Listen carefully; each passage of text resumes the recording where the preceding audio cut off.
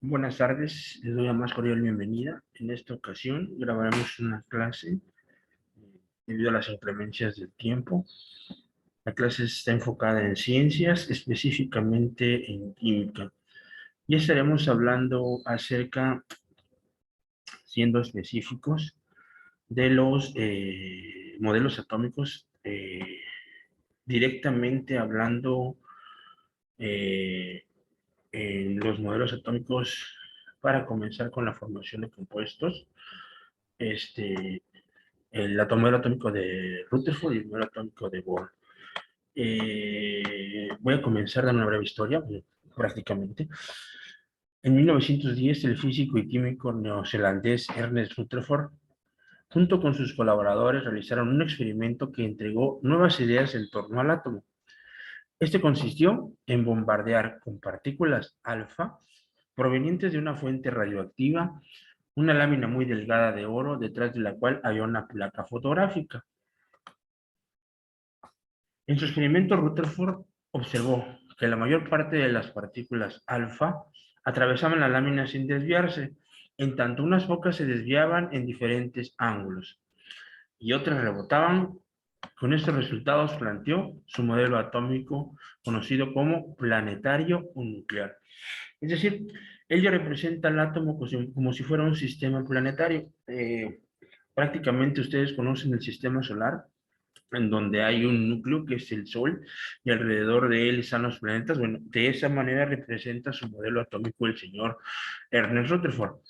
¿En qué consistió el modelo atómico de Rutherford? Bueno, él planteó o realizó algunos planteamientos de acuerdo a ese modelo planetario. Uno de ellos, el átomo está formado por dos regiones, el núcleo, el centro, y la corteza. Dos, en el núcleo se concentra la carga positiva, es decir, encontró cargas positivas a las cuales les dio el nombre de protones y la mayor parte de la masa del átomo. Tres, en la corteza, girando alrededor del núcleo, se encuentran los electrones, es decir, encontró otras cargas a las cuales les dio el nombre de electrón y que tenían carga negativa.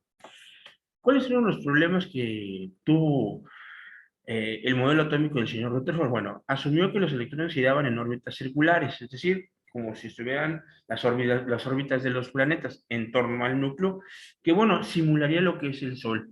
Según esto, los electrones se deberían mover a gran velocidad, lo que junto con la órbita que describe los haría perder energía colapsando con el núcleo. Hoy se sabe que esto no sucede. Por otro lado, Rutherford asumió que el núcleo estaba formado solo por partículas positivas, pero luego se conocerían los neutrones, partículas exactamente neutras. En el caso del modelo atómico del señor Bohr, eh, comienza a partir del inglés James Chadwick, alumno de Rutherford, que descubrió los neutrones, es decir, las cargas neutras de las cuales ya habíamos estado hablando, validando la hipótesis de su maestro y explicando la diferencia en las masas de los átomos.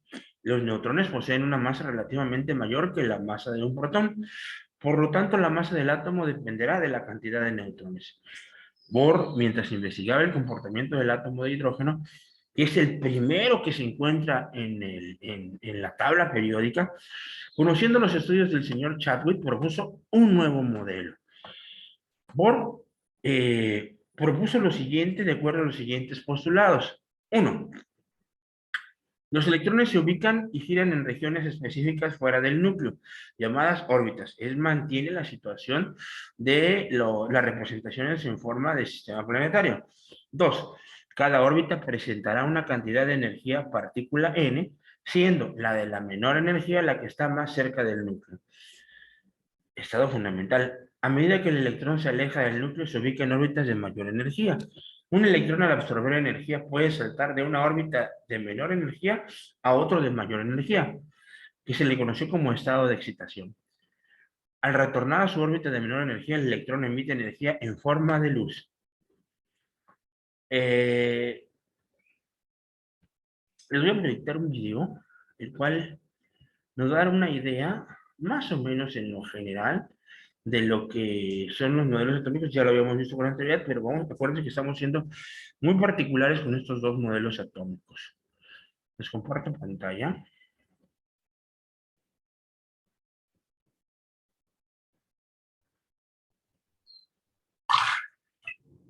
Un modelo atómico es la representación. Me permite describir la clase y el número de partículas, cómo se comportan. El tercero y cuarto son las representaciones que tomaron el señor Rutherford y Bohr como si fuera un sistema solar o planetario. Ya ven ustedes que se encuentra un núcleo y encontramos órbitas alrededor de él que se encontrarán los electrones. ¿Cuál es la función que cumplen los electrones en los átomos? Bueno, simple y sencillamente enlazar a los elementos y formar los compuestos que todos nosotros conocemos. Se organiza. La primera referencia del átomo la dio Demócrito, el filósofo griego, quien consideraba que la materia podía dividirse en pedazos cada vez más pequeños hasta llegar a un punto en que ya no podía dividirse más. Y encontramos el primer concepto, que es el de átomo. Por eso se le llamaba átomo, porque viene del tomoi, sin división. Se pensaba que se podía encontrar una partícula tan pequeñísima que no podría dividirse y se le puso el nombre de átomo. Se mantuvo, pero ya sabemos que el átomo sí se puede dividir. Demócrito llamó esta porción átomo, que significa sin división o indivisible. Las ideas de Demócrito surgieron de sí mismo por meditación e intuición. John Dalton. Dalton imaginó que los átomos eran como esferas compactas con tamaños y masas diferentes. Dalton propuso tres postulados. Uno, los elementos están formados por partículas muy pequeñas llamadas átomos, los cuales son indivisibles e indestructibles. ¿Vean cómo ponen las partículas ligeras? Realmente el oro es un elemento, porque los elementos están hechos de una sola cosa, es decir, de lo mismo. Y pone que sus átomos están conformados de esa manera, de un mismo tamaño, por ejemplo, con una misma masa, pero distintos a otros átomos de otros elementos.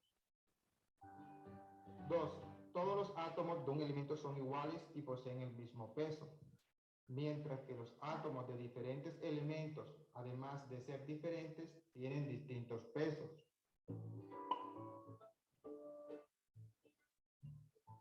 Se marca la diferencia entre dos elementos distintos, podría ser plata y oro, y son diferentes en tamaño y masa, obviamente.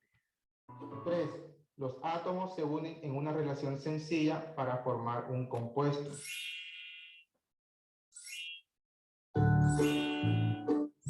Si empezamos con formación de enlaces, sí, se unen en forma sencilla conformando los compuestos que nosotros conocemos. Por ejemplo, si podemos pensar en una representación atómica similar a la que hacía el señor Dalton, representando al agua, por ejemplo, bueno, pues ponemos tres esferas, dos del mismo tamaño que son los hidrógenos y una grandota o más chica, como sea, que representará al oxígeno, a sabiendas de que la fórmula nos da la representación de qué están conformados los compuestos. Thomson creía que el átomo era como una esfera de materia uniforme, cargada positivamente, donde se encontraban insertadas las partículas negativas, es decir, los electrones. Lo novedoso de este modelo es que incluía dentro del átomo una nueva partícula de carga negativa, que hasta entonces era desconocida, el electrón. Descubierta por Thomson al realizar un experimento con tubos de rayos catódicos. Thomson pensó que como el átomo era neutro, debería existir una parte positiva que contrarrestara las cargas negativas del electrón. El descubrimiento del electrón logró desechar el primer postulado de Dalton, ya que desde este momento se considera el átomo divisible. Sí, tan solo la energía nuclear es la misma división del núcleo del átomo. También llamado modelo de pastel de pasa, debido a la semejanza que tienen los electrones con las uvas pasas insertadas en el pudín. Ernest Rutherford. Este modelo establece que el átomo está formado por dos partes, el núcleo y la corteza. El núcleo es la parte central de tamaño muy pequeño, donde se encuentra toda la carga positiva y prácticamente toda la masa del átomo. La corteza es casi un espacio vacío muy grande en comparación con las dimensiones. Ahí es el sistema solar o planetario, un poco diferente del de Rutherford, pero pone un núcleo, una parte central, como si fuera el Sol, pero tiene carga positiva, a la cual dio el nombre, ya agrega protones a su representación. del núcleo. Aquí se encuentran los electrones con masa muy pequeña y carga negativa, los cuales giran alrededor del núcleo en unas trayectorias llamadas órbitas. El átomo es neutro porque posee el mismo número de cargas positivas en su núcleo que cargas negativas. Rutherford dejó esta conclusión a través de un experimento en el que bombardeó una lámina de oro con partículas alfa, observando que la mayoría de las radiaciones atraviesa la lámina sin ser desviada. Ahí está el experimento del señor Rutherford, en donde ya separa ciertas cargas. Y otras pocas son desviadas y otras regresaban hacia atrás. Modelo atómico de Niels Bohr. Bohr, discípulo de Rutherford, tiene ciertas semejanzas, aunque él ya agrega otras partículas, además de las que tiene el señor Rutherford. Quien propone que los electrones se desplazan alrededor del núcleo, como un pequeño sistema planetario. En el núcleo se encuentran los protones de carga positiva. El modelo atómico de... Y dirán ustedes por ahí, bueno, maestro, ¿de qué me sirven los modelos atómicos? Bueno, me sirve para saber cómo están acomodados los elementos en su tabla periódica. Yo les había pedido con anterioridad que ya empezáramos a comprar la tabla periódica y lo primero que utilizaremos es aquello conocido como número atómico. Número atómico es el orden secuencial que llevan los elementos en la tabla periódica, de tal manera que el hidrógeno es el número 1, por ejemplo, el helio es el 2, y así nos vamos de un elemento a otro, y es lo que vamos a ocupar, y eso que me va a permitir obtener la cantidad de electrones que tiene un elemento dentro de él. Bohr propone: 1. Los electrones giran alrededor del núcleo en órbitas estacionarias sin emitir energía. 2. Los electrones están ubicados en niveles definidos de energía. Los niveles más inferiores... Noten por ahí que en la representación el señor Bohr pone el primer orbital con una carga de 2. Esto es semejando o a semejanza de los gases nobles, que son los únicos elementos que se encuentran solos en la naturaleza. Los otros elementos se encontrarán acompañados de otro elemento por necesidad de cumplir algo conocido como regla del octeto. Y vean que en su representación pone un primer orbital con 2, un segundo orbital con 8, cumpliendo esa regla del octeto, y el tercero 18. Bueno, esto es en parte de las representaciones atómicas realizadas por el señor Bohr. Son los menos energéticos. 3. El electrón absorbe o irradia energía solo cuando cambia de órbita. Por ejemplo, si el electrón pasa una órbita interna a otra externa, entonces absorbe energía. Si pasa de una órbita externa, que es de mayor energía, a otra más interna, entonces el electrón emite energía. Otro aporte de Bohr es que los electrones poseen energía y se mueven en forma de onda. El modelo atómico actual es conocido como modelo mecánico ondulatorio o mecánica cuántica. En el núcleo se ubican los protones y neutrones y a su alrededor los electrones. En este modelo, los electrones no giran en órbitas alrededor del núcleo, sino en orbitales. Los orbitales de los subniveles S tienen forma esférica. Los orbitales de los subniveles P tienen forma ovalada. En cada subnivel P hay 3 orbitales P. Los orbitales son regiones del espacio en torno al núcleo, donde hay una alta probabilidad de encontrar a los electrones. El electrón se puede comportar como partícula. Se tiene en cuenta el principio de incertidumbre, que dice que no es posible establecer al mismo tiempo la velocidad y la posición del electrón. Que es la última representación de los modelos atómicos en donde ya no hay orbitales, simple y sencillamente se encuentran los electrones alrededor del mismo núcleo, del mismo átomo, alrededor de un núcleo, eso sí se mantienen por ahí, y que pues giran sin una velocidad constante. Prácticamente eso sería todo. Les mando por escrito en WhatsApp los ejercicios que haremos con respecto a los modelos atómicos y vayan teniendo su tabla periódica a la mano, por favor.